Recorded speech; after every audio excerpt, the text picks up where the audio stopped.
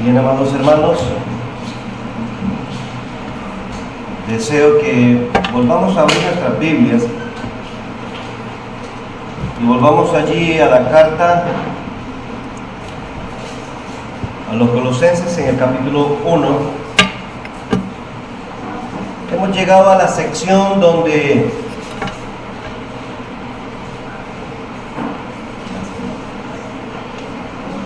encontramos al apóstol Pablo dando gracias por los colosenses y orando por ellos. Él tenía razones para dar gracias al Señor por ellos. Él les dice que da gracias por ellos porque son santos, fieles hermanos, y les da allí las evidencias de que eran esos santos y fieles hermanos.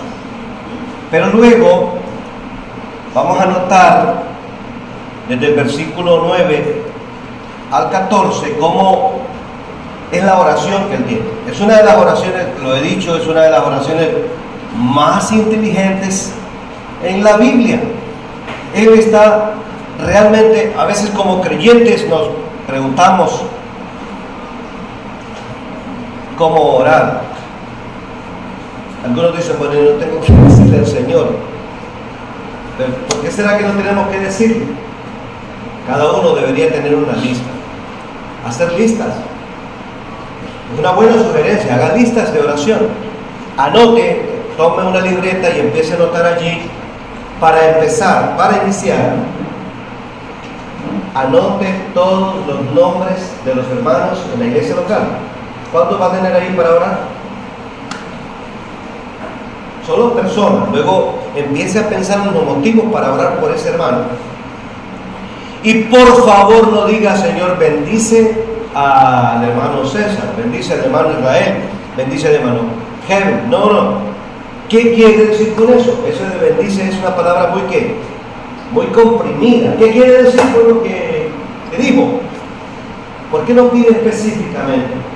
Pues aquí hay un ejemplo de un hombre que está en la cárcel y él no ha estado en Colosas, pero por la información que recibe de Epafras, él ahora sabe que hay de carencia o una necesidad en la vida de los hermanos. También está pidiendo que de una manera puntual, así, específica, ¿qué quería para ellos?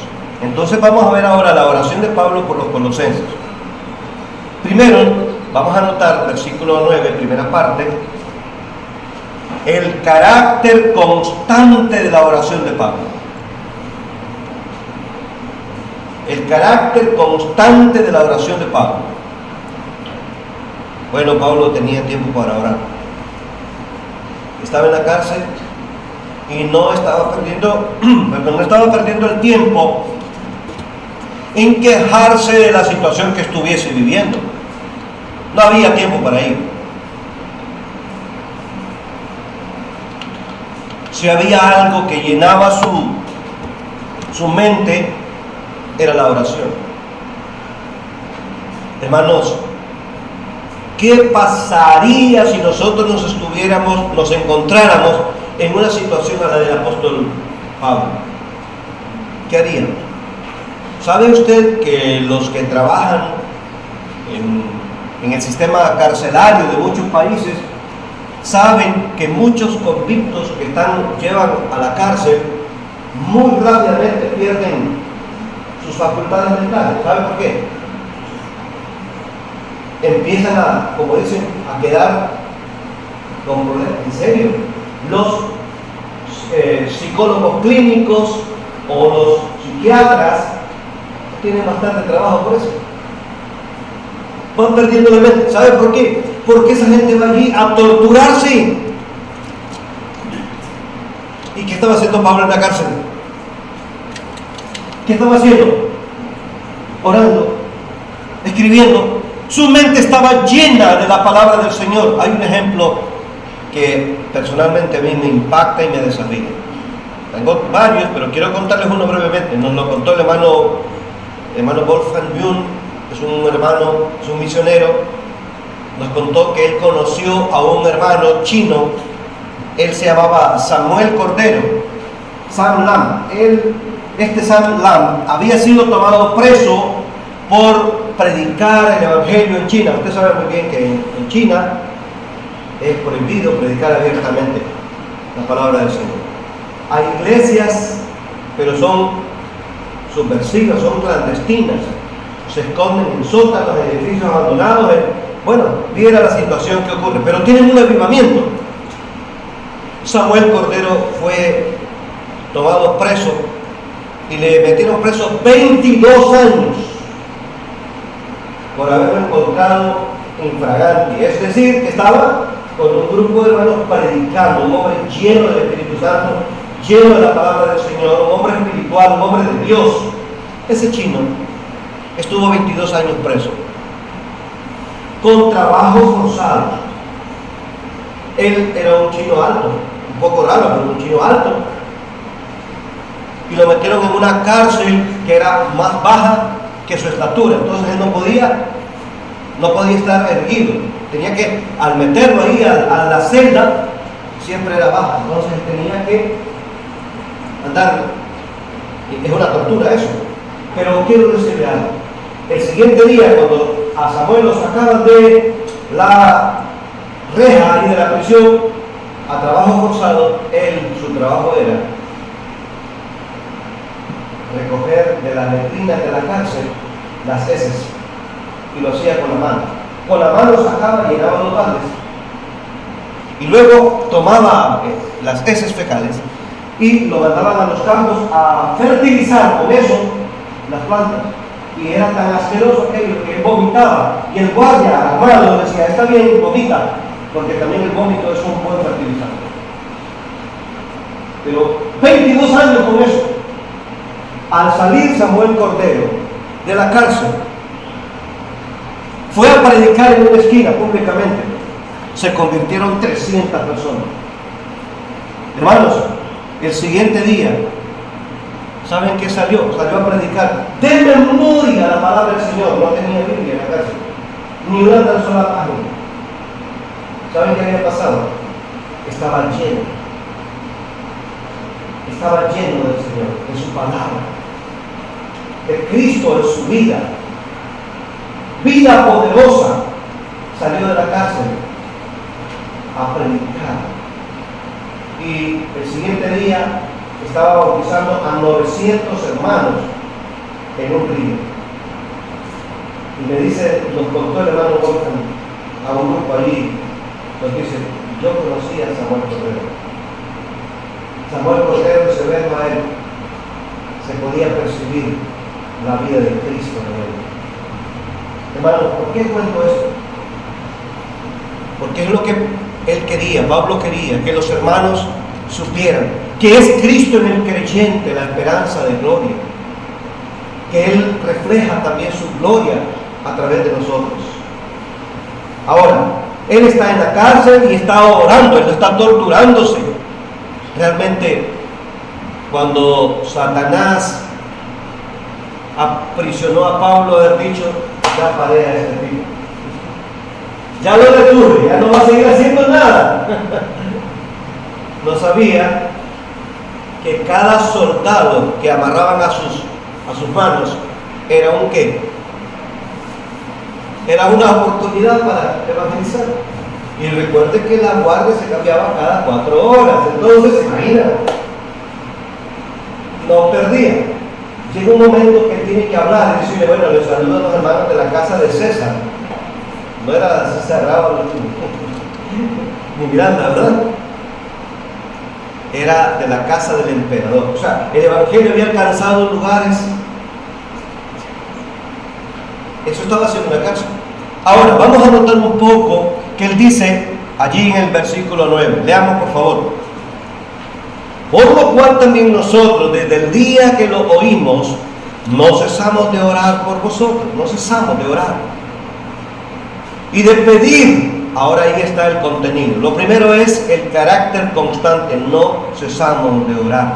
Constancia en la oración. ¿Es esto lo que dijo el Señor?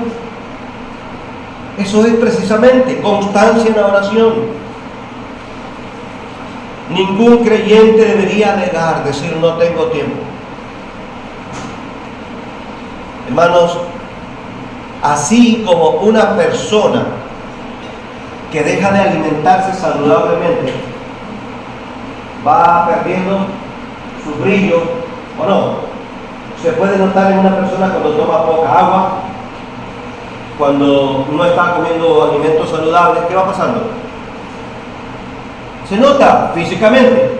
Así también ocurre cuando un creyente va perdiendo su vida de oración, su vida de devoción al Señor. Se le puede ver más irritado, ¿o no? Sí, es un creyente que le va dando lugar a la carne, pelea por cualquier cosa. ¿Sí? Se puede notar que está a flor de piel. ¿Qué cosa? La ira. Se puede notar que hay carencia de salud espiritual. En una ocasión estaba en un lugar y yo miré que los ánimos estaban bien caldeados y les dije, hermanos, qué triste que todos aquí le hemos dado tanto lugar a la carne. Y me volvió a ver a alguien así como quien dice, nos está diciendo carnales, y es que eso era la carne. Qué facilito es, hermano, cuando no estamos orando. Ese hombre estaba orando, constancia en la oración. Pero quiero que veamos ahora el contenido de esa oración. ¿Cómo oraba él? Él tenía oraciones muy inteligentes. Él, si sabía de un motivo de oración, él pedía por ese motivo. Dice versículo 9, segunda parte, hasta el 14. Vamos a ir uno por uno. Vamos a ver el contenido. ¿Qué pide primeramente? Que sean llenos del conocimiento de su voluntad. Ahí lo dice. Dice, verso 9, y de pedir que seáis llenos del conocimiento de su voluntad. Cuando ore por un hermano, pida, Señor, te pido que este hermano conozca cuál es tu voluntad para su vida. ¿Recuerdan que Pablo sabía que era la voluntad de Dios para su vida que estuviera donde debería estar? ¿Recuerdan cuando decíamos el día de ayer qué hace conocer la voluntad de Dios para nuestra vida? ¿Qué produce la vida? La seguridad. Aquel día que Pablo va en el barco, capítulo 27 del libro de los Hechos, la tempestad está que no se detiene, 14 días sin comer. Solo piense 14 días en ayuna, allí en un barco. ¿Sabe qué pasa cuando el mar está demasiado picado y en esos barcos pequeños? ¿Sabe qué ocurre? No hay nada en el estómago. ¿Se imagina cómo se debilita el cuerpo? Pero aquel hombre está en medio igual que los demás. Y no crea usted que tenía preferencia. Era un convicto, era un preso más. El capitán ha perdido la esperanza, el administrador, todo el mundo ahí está sin fuerza. El mismo centurión, ¿cómo estaba? Sin ganas ni de hablar. Pero en medio de aquel grupo de hombres agotados y agobiados y atormentados por aquella tormenta enorme, se para un hombre y dice, varones, les animo a que cobren ánimo y que coman, porque esta noche ha estado conmigo el ángel que Dios de quien soy y a quien sirvo. Me ha dicho, Pablo, no temas. Hermanos, cuando se conoce la voluntad de Dios para la vida, hay una seguridad plena, total. William MacDonald decía, un hombre en el centro de la voluntad de Dios es inmortal. Palabras de William MacDonald. Yo digo amén. Es que cuando el Señor lo tiene en un lugar, hermanos, Él le va a proteger. Hasta el día que Él diga, ya cumplió su propósito, venga, vámonos a casa. Pero antes de eso, es intocable. El conocimiento de la voluntad de Dios para un joven, una jovencita, un jovencito, pregunto, ni siquiera debería preguntarle. ¿Es la voluntad de Dios que un joven se case con una incrédula? ¿Cómo debemos gritar? No es la voluntad de Dios. ¿Qué dice el Señor? No os unáis en yugo desigual con los incrédulos. Miren, hay asuntos que hay jóvenes que será la voluntad de Dios. ¿Será que es que el Señor me mandó esta incrédula? Yo la voy a para que yo la convierta. Eso ni se pregunta. Si la voluntad del Señor ya está dicha, no. Me estoy explicando, hermano. Espero que, porque ya sé que es una ya la hora del almuerzo, ¿verdad? Espero que no estemos como, yo sé que hay una hora que uno le va pegando hasta como sueñito porque ya se bajó el café con el pan también. Pero espero que estemos despiertos. Hermanos, hay cosas que no se preguntan si el Señor ya dijo que es lo que quiere. Entonces muchas veces hay que ir al Señor que Él conozca, que este joven, que esta joven conozca cuál es tu voluntad para su vida. Pero a propósito, la voluntad del Señor está aquí ya revelada. El problema es que no queremos ir aquí porque este libro nos va a decir qué es lo que está bien y lo que está mal, qué es lo que Él quiere, no para nuestra vida.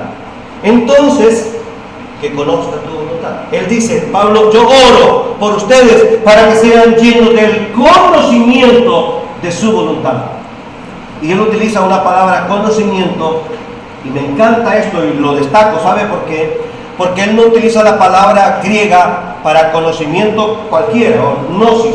Él utiliza una palabra que es epignosis, o sea, es un conocimiento superior, o sea, conocimiento pleno y exacto. Esa es la idea allí. No es un conocimiento vago, no, es un conocimiento exacto, pleno, epignosis.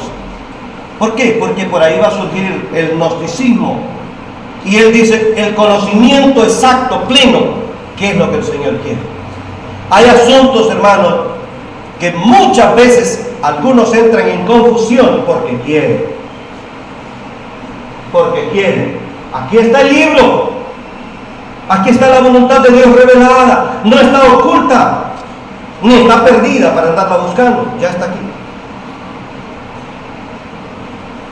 Él dice, Señor, llena a los colosenses del conocimiento de tu voluntad. Hazles ver lo que tú quieres. ¿Qué más ahora? Señor, llénales de sabiduría. Atención aquí, que aquí la sabiduría, que es la Sofía, dicho ahí en griego, él no solamente, o sea, la sabiduría práctica. Cuando tenemos el conocimiento de algo, que es peligroso solo tener la cabeza llena de datos, pero no llevamos a la práctica nada. Es peligroso ser creyentes teóricos, es en serio, solo coleccionistas de datos, pero no se lleva nada de eso a la práctica. Y Santiago dice, si alguno tiene falta de sabiduría, pídala a Dios, el cual le dará, como dice, abundantemente, y sin reproche le será dada. Él está pidiendo para que los hermanos, llenos de toda sabiduría, pero algo más, agrega otro detalle, dice inteligencia espiritual. Hermanos, entendimiento.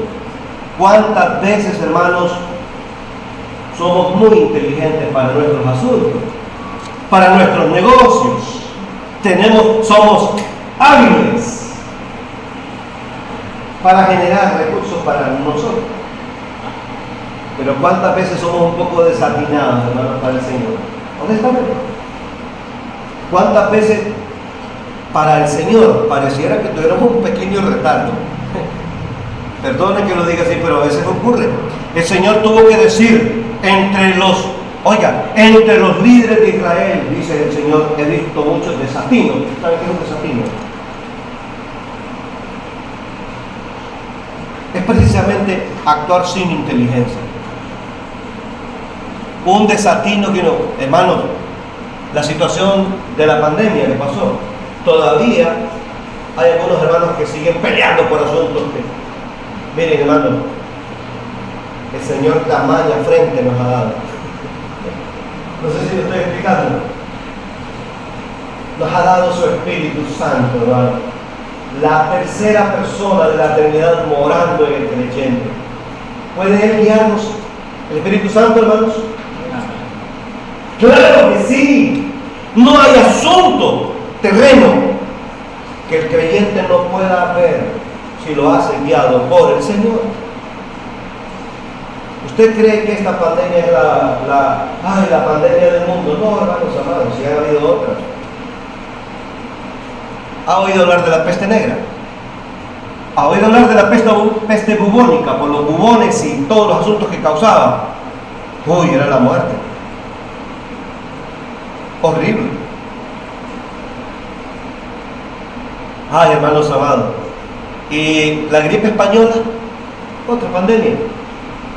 ¿Ha leído algo sobre cómo actuaron los creyentes en el tiempo de esas pandemias? ¿Sabe qué hicieron muchos creyentes después de la gripe española, de que la gripe española matara a varios millones de personas? Las iglesias se unieron y enviaron a misioneros a todo el mundo. ¿Saben eso? A inicios de los 1900. ¿Qué muestra eso? ¿Qué muestra eso? ¿Cómo actuaron los creyentes? Necesitamos inteligencia espiritual para muchos asuntos. Ya les decía ayer, mucha inteligencia espiritual para criar hijos, ¿verdad, hermanos? Inteligencia espiritual para tratar con adolescentes en este tiempo, que tratan de echárselo a la bolsa a uno, ¿verdad? Porque piensan que uno no conoce la tecnología. ¿Ahora sí? Sí, y yo veo a algunos ya sonriendo ahí, más a los adolescentes. Necesitamos inteligencia espiritual. Hermanos, los pecados modernos son los viejos pecados. Son los que están, ¿qué? Adaptados al tiempo. Antes las personas se iban a meter a los antros de perdición y agarraban una callejuela oscura ahí en un arrabal. Hoy solo con un clic se meten ahí, ¿o no? O solo con un touch ahí, ¿o no es así? Solo con un toque.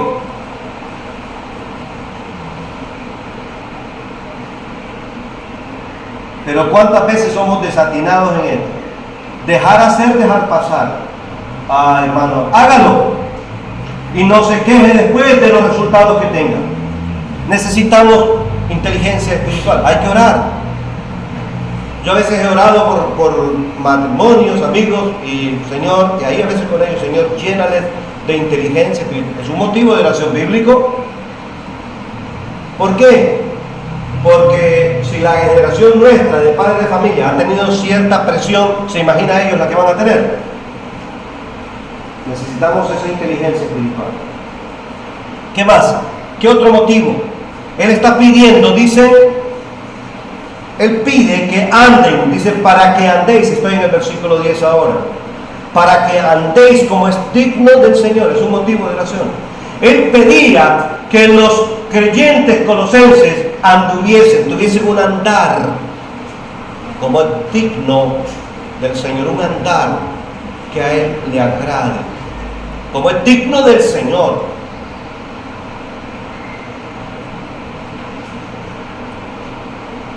Porque si su testimonio, el mío, no es un testimonio claro, diáfano, allí, hermanos, en los lugares prácticos, en su negocio, entre sus compañeros de trabajo, entre sus compañeros del colegio, de la universidad, si no estamos teniendo un testimonio claro, definido e identificado con el Señor, ¿sabe qué va a ocurrir? En lugar de que el nombre del Señor sea anhelado y conocido, va a ser blasfemado. Para que andéis como es digno del Señor. Y ahí hay mucho que ver, pero no quiero entrar en tantos detalles ahí sobre el andar, por el tiempo también. ¿Qué más?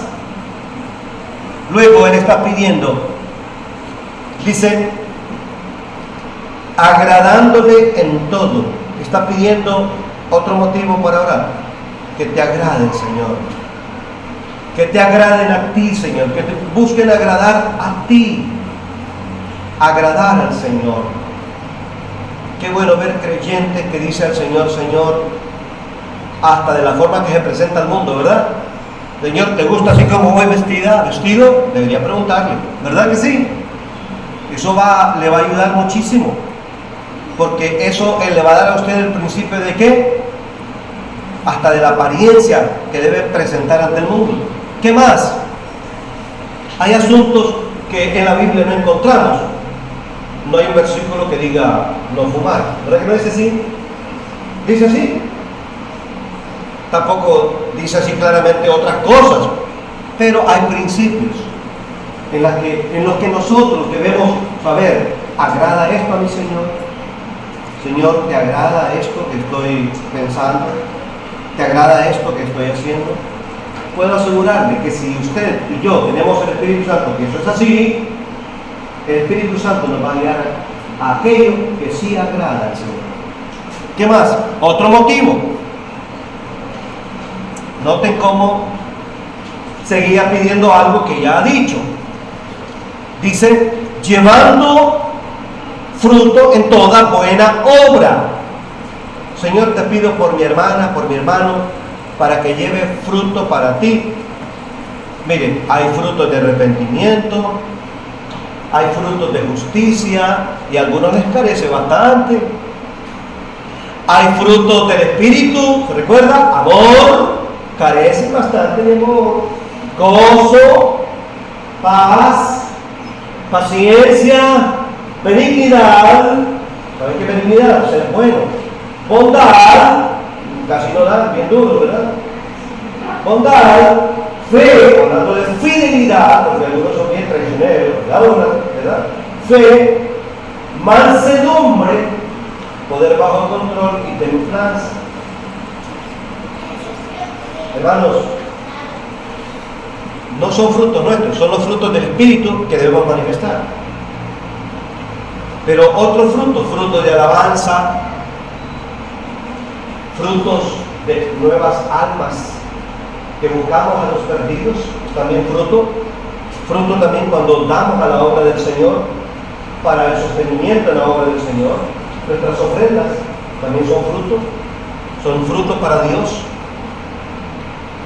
¿Cuántos frutos? Dice él, llevando para que lleven fruto en toda buena obra.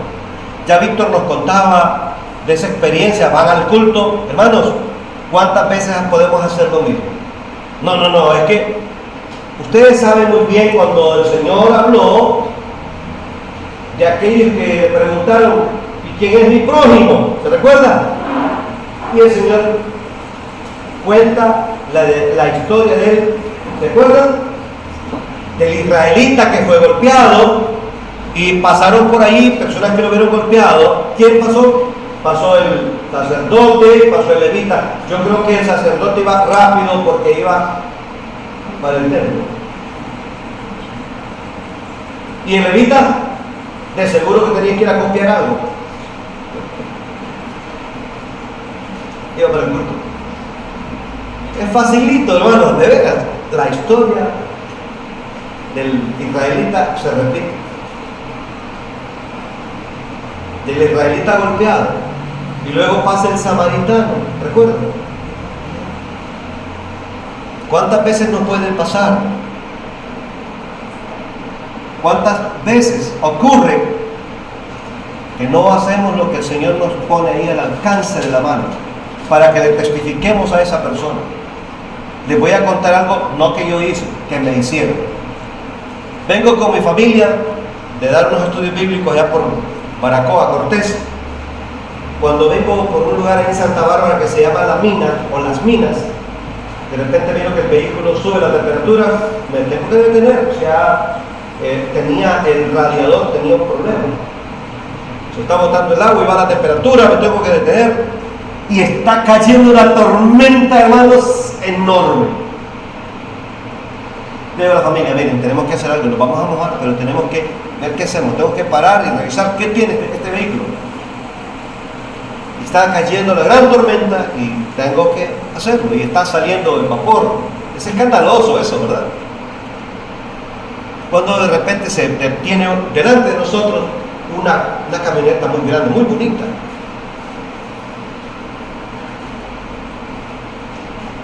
Está cayendo la tormenta. Se baja un señor, se baja una señora y dice, ¿qué pasó? ¿Qué pasó? Mire, le digo, yo no sé qué pasa, tengo que abrir ahí y revisar. Entonces, abra, me dice, vamos a ver cómo hacemos aquí. Él levantó el telón y dice, mire, tiene un hoyo ahí en el radiador, pero mire, yo veo que es pequeño, lo que pasa es el vapor que está haciendo eso ahí. Mire, me dice, voy a hacer algo, voy a buscarle agua, me dice, y voy a buscarle también, me dice, un sellador. Se subieron a su camioneta y salió. Mire, desde allí hay que llegar hasta Quimistán, son 25 minutos, pero rápido. Ese hombre fue y vino en tiempo récord, y vino, él mismo hizo las cosas ahí, se selló y le dice a la esposa, tengo su número de teléfono, doña Nelly Romero. Mira, amor, le dice ella a él, mira, amor, justo lo que le habíamos pedido al Señor, que nos permitiera servir a una persona expedida. Y me dice ella, mire que sí, nosotros somos católicos y siempre le pedimos a Dios que nos dé la oportunidad de hacer una buena obra diaria. Me vencieron. Yo estaba tan agradecido, una católica que cree que por sus obras va al cielo. Yo le prediqué el evangelio allí y le dije, miren, estoy tan agradecido, no saben cuánto. Le digo, ¿de dónde es usted para en algún momento agradecerme? No, me dice, no tiene que agradecerme nada, me dice ella. Y él me dice, yo me llamo Nelly Romero, me dice, soy originaria de San Pedro de Copán. Soy hija, me dice, de un señor de por ahí que había dado don René Romero. Y le digo, ¿y usted de dónde es? Y le digo, vivo en San Pedro de Copán. ¿Cómo? Me dice, mire, hemos hecho una amistad con ella y hemos hablado de Cristo. Pero ¿sabe cómo fue? No por algo bueno que yo hice, sino por lo bueno que yo hice. Y estoy hablando de personas que creen, que han creído, que me enseñaron así, erróneamente. Ahora yo les hago una pregunta. ¿Somos salvos por obras? No. ¿Pero somos salvos para buenas obras? Sí. ¿Ven la diferencia? Pero ¿cuántos creyentes hacemos la de levita y la del sacerdote? Pasamos. Hay que otro lo haga. Hay que otro lo haga. Que otro lo haga. Yo voy para el culto. Gracias, Cristo. Eso nos ayuda. Nos ayuda a pensar, hermanos. A veces hay ejemplos prácticos. No es vanagloria, es para ayudarnos, hermanos. Que a veces vamos a hacer más allí. El Señor nos ha puesto en ese lugar para algo. Porque somos hechura suya, dice Pablo en 2:10 de Efesios. Creados en Cristo Jesús para buenas obras, las cuales Dios preparó de antemano para que anduviésemos en ella. Entonces, llevar fruto en toda buena obra. Porque es fácil ver a creyentes que creen que son el recipiente final de las bendiciones y no un canal. ¿Cuántas veces podemos ganar a alguien con la mera hospitalidad, hermano? ¿O no? Con mostrarle amor. A veces, hermano, miren, hermano, hospedar a un hermano en la casa es bonito. Bueno, a veces no, ¿verdad, Kevin? Un día Kevin nos hospedó en su casa. Hospedó a 10, a todo el regimiento, ¿verdad, Ronald? Trabajaron tanto, yo les admiro y les agradezco. Hospedar hermanos es bonito y no cuesta mucho, hermano. Bueno, sí cuesta. Es cuesta y es caro, pero ¿sabe qué? Pero hospedar a un incrédulo, invitar a una persona que quizás no huela tan bien a un plato de comida y decirle, mire, recíbalo en el nombre del Señor Jesús. Mire, esa persona le juro que eso jamás lo va a olvidar. Yo lo hago porque yo conozco a Cristo. Quiero que usted también le conozca, que salga donde está. mi Señor ha hecho conmigo grandes cosas. Quisiera que las haga con usted también. Debemos recordarnos, hermanos, que debemos llevar fruto en toda buena obra.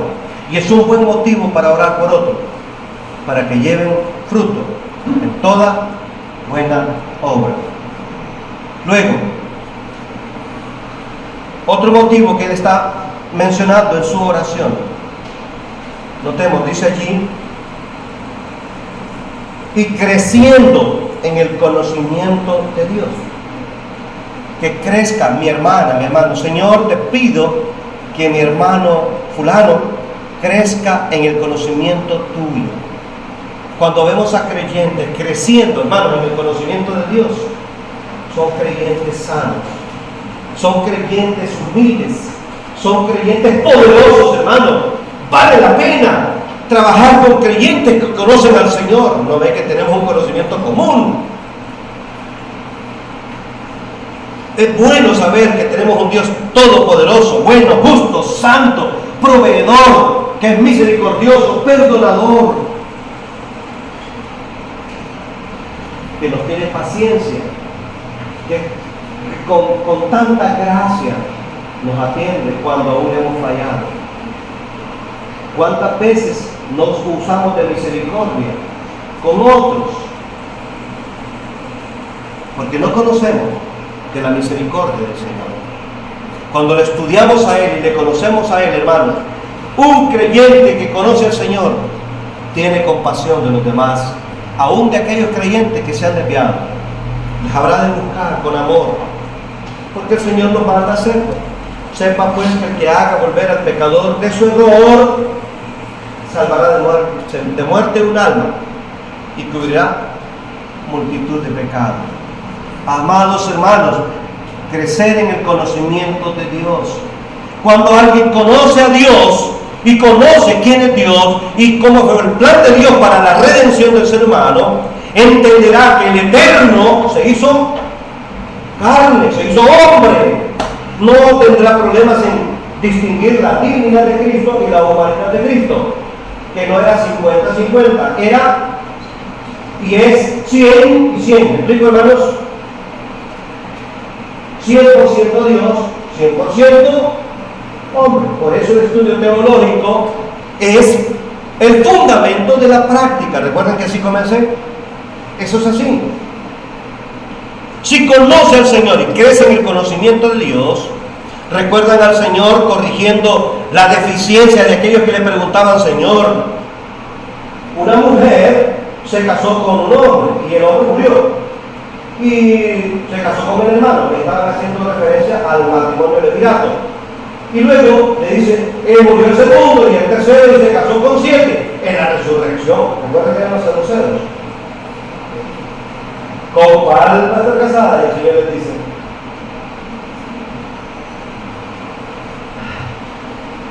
vosotros cerráis. ¿Por qué les digo? Ignorando las Escrituras y el poder de Dios. Solo dos cosas les digo. Pero hay hermanos que desconocen las Escrituras, el poder, la justicia, la gracia, la misericordia y un montón de cosas más, porque no crecen en el conocimiento de Dios. Hermanos amados, no hay razón para ver de menos a ningún hermano, aunque sea de otra denominación. No hay razón para ver de menos a otros hermanos que de repente hagan cosas diferentes como nosotros las hacemos. ¿Me estoy explicando, hermano? El conocimiento del Señor trae eso precisamente. Cuando ese conocimiento de Dios se hace borroso o deficiente en nuestra vida, entonces vienen peleas infructuosas, vacías. Conocer al Señor y crecer en ese conocimiento de Dios, porque el pueblo que conoce a su Dios se esforzará. Conocer al Señor, hermanos, es un motivo que Pablo tenía en su oración. Debemos orar de tal manera, oraciones inteligentes, con motivos específicos, que podamos decir al Señor qué queremos. ¿Qué queremos? Hermanos, el Señor sigue obrando milagros. ¿Sí? Porque sí es un milagro tener creyentes equilibrados espiritualmente en situaciones tan difíciles como las que nos tocan y nos van a tocar. Así que, hermanos amados, son buenos motivos para incluir en nuestras oraciones a favor de otros y que otros también las hagan a favor nuestro, porque también esas mismas necesidades que habían allá en los colosenses son las mismas que tenemos hoy en cada una de nuestras vidas. Que el Señor nos bendiga con su palabra. Amén.